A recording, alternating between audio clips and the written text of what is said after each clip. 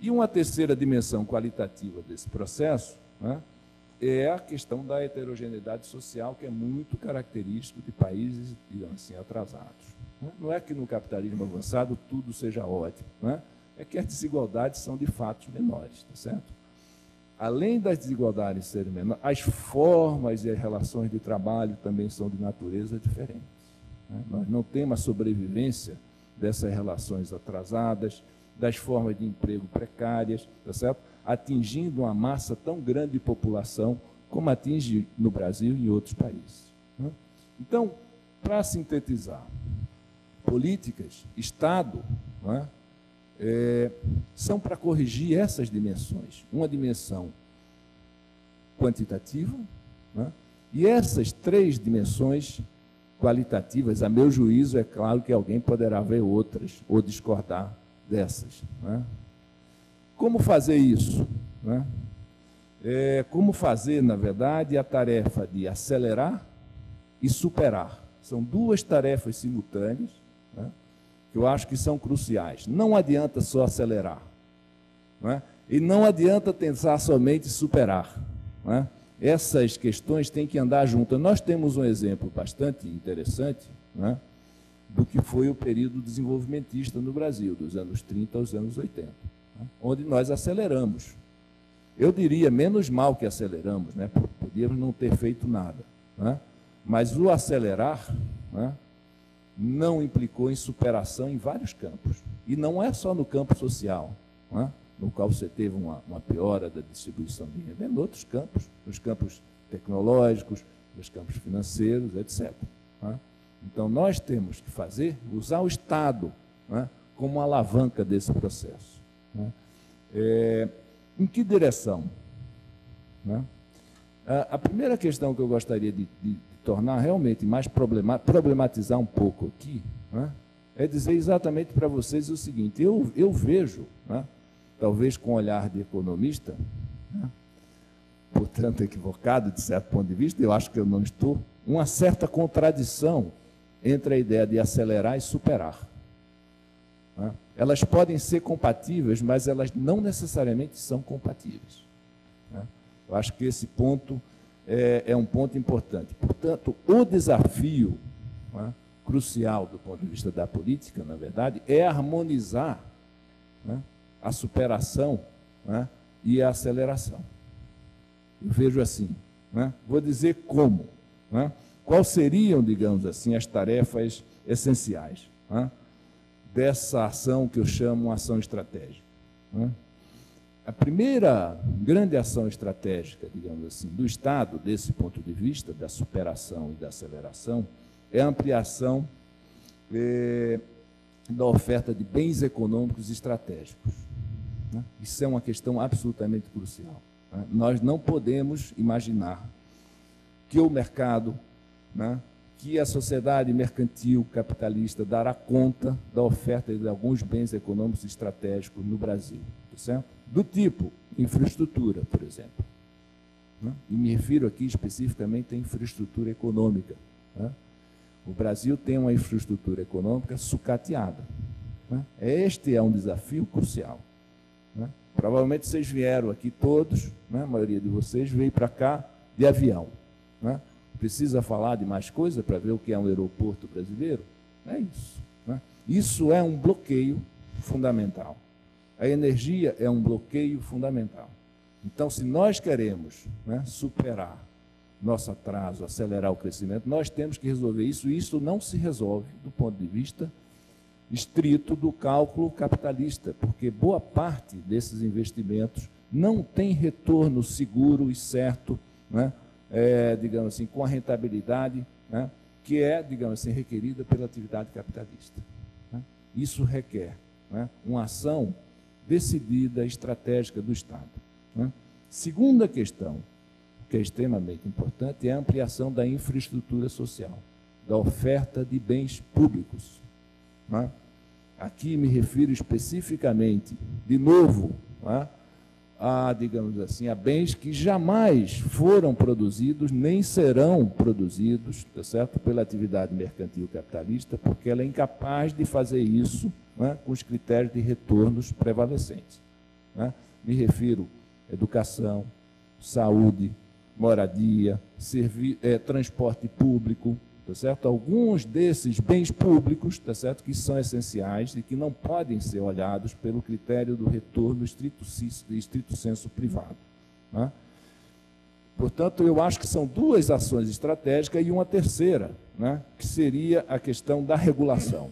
Eu vou me deter um pouco também na questão da regulação, né, porque eu acho que o Estado terá que intervir, do meu ponto de vista, nessas três dimensões, né, na infraestrutura econômica, na infraestrutura social e na regulação. Afinal de contas, nós vivemos numa sociedade capitalista, né, e nós não temos aqui, nem nós, nem a sociedade, nem os partidos políticos, nenhuma proposta de transformação socialista da sociedade, né? Então, nós temos também que colocar a regulação, né, como um elemento fundamental dessa discussão, né? Quais seriam, digamos assim, as prioridades, né? Vou fazer agora, tentar baixar um pouco a bola, né, e dizer o seguinte: quais são as prioridades e as formas de financiamento dessa ação, né, do Estado, né, com o objetivo da superação e da aceleração, né? A primeira prioridade, do meu ponto de vista, tem a ver com a discussão da regulação, né? Eu acho que as pessoas aprenderam, né, o que é verdadeiro, né, que a estabilidade, digamos assim, é um valor e que a estabilidade é importante. Não vou fazer aqui o discurso fácil, né, nem usar isso, né, como pretexto para não fazer certas coisas, mas é um fato, né, digamos assim, a estabilidade, né, só que ela precisa ser entendida de uma perspectiva mais ampla, né? Nós não temos no Brasil, ao contrário do que diz, né, o discurso, sobretudo conservador, né, muito ligado a uma certa corrente política, nós não temos, de fato, estabilidade monetária. Nós conseguimos estabilidade de preços, tá certo? Com um custo muito elevado, né? Um custo muito elevado, né? Custo do ponto de vista de empregos, custo do ponto de vista, digamos assim, de uma trajetória mais acelerada de crescimento, né, de transferências de renda para determinados setores. E nós temos que garantir, né, essa estabilidade de uma outra forma, né? Como é que se garante essa estabilidade de outra forma? Vou usar um termo de economista: tornando mais eficiente a política macroeconômica. Como é que você torna mais eficiente a política macroeconômica? Defendendo a moeda nacional. Como é que você defende a moeda nacional? Introduzindo controle sobre os fluxos de capitais. Nós temos que enfrentar essa questão de frente, né? Não acho, digamos assim, que a ação do atual governo tenha sido inócua, né? Afinal, acumular 250 bilhões de dólares de reserva, né, é uma ação importante, cria, digamos assim, algumas vantagens, mas ela é claramente insuficiente, né? Nós temos que avançar desse ponto de vista. Segundo ponto, né, que eu acho que é importante, né, na ação, digamos assim, regulatória, é a questão da defesa do cidadão contra os monopólios. Nós temos que enfrentar essa questão. Ou nós, né, decidimos o que seria a minha preferência, né, tornar públicos os monopólios naturais, né, me refiro a toda atividade econômica, né, que é um monopólio, a começar por telefonia, todas essas questões das quais nós necessitamos hoje no dia a dia. Ou nós decidimos fazer isso, se não pudermos, e não podemos, tá certo? Nós temos que fazer uma regulação severa dessas atividades, né? Isto é imprescindível, tá certo, na vida do dia a dia do cidadão, né? Então, essas duas dimensões, estabilidade e regulação dos monopólios, para mim, são atividades regulatórias essenciais do Estado, né, numa sociedade do tipo que a gente vive, né? Bom, segunda prioridade, né, a questão dos gastos e direcionamentos, né? O Brasil tem capacidade de fazer, né, política industrial e política de infraestrutura, né, não só porque tem um orçamento grande, não esqueçamos disso. O Brasil, o Estado brasileiro, controla 35% dos fluxos de produção e de renda do país passam pelo Estado, sem considerar instituições financeiras públicas e empresas estatais. O que é que eu quero chamar a atenção nas prioridades? Né? Você tem instrumentos, né? No caso da economia brasileira, instrumentos importantes que você não tem em outras economias. Né? Além de uma carga tributária, portanto, de um poder de gasto elevado, você tem as empresas públicas no Brasil, tanto financeiras quanto produtivas, que te dão uma capacidade de direcionamento à economia, tá certo? Muito particular. Né? Então, o Brasil pode sim, tá certo, fazer política industrial, aliás, tem feito de alguma forma, né? E o Brasil pode sim, tá certo, fazer política de infraestrutura econômica, tá certo, de uma forma decidida. Também tem feito, do meu ponto de vista, de uma forma insuficiente, mas pode fazer e pode aprofundar. Né? Muito bem. A outra dimensão, digamos assim, que é extremamente importante, né, é a questão do gasto social. Né?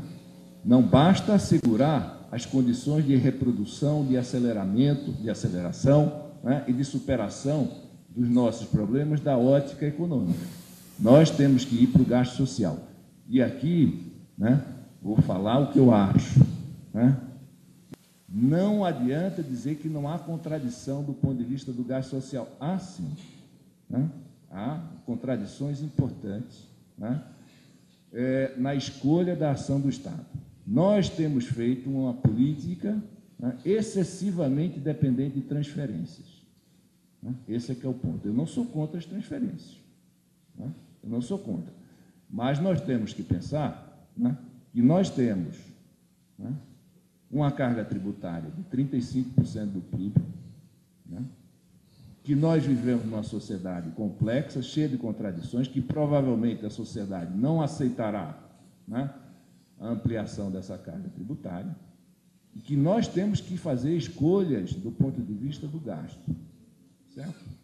Não acho que a contradição, talvez discordando aqui um pouco da Leda, seja somente entre carga de juros, tá certo, e gastos sociais e gastos ativos, porque nós temos que enfrentar, do ponto de vista, né, digamos assim, se nós não vamos eliminar integralmente a carga de juros, ela é 5% do PIB, que ela caia para 2,5%, 2,5%, nós precisamos, por exemplo, ampliar os investimentos públicos, né, que é baixo hoje no Brasil, 3,5% do PIB. Né? Ele precisa ir pelo menos a 7%. Né? Então, nós vamos usar parte desse dinheiro para investimentos. E nós temos que resolver algumas questões sociais importantes. Há uma contradição hoje, né, entre a questão das transferências, que são elevadas, são quase 10% do PIB, tá certo? E os gastos em saúde, em educação, né, em transporte. Nós temos que definir uma ação estratégica, o que é que nós queremos fazer com isso, quais são as nossas prioridades. Então, acho que essa questão é uma questão que precisa ser mais bem discutida. Né? É claro que, à medida que você acelera o crescimento, parte dessas transferências são dispensadas, né? Mas a transferência é uma ação passiva do Estado.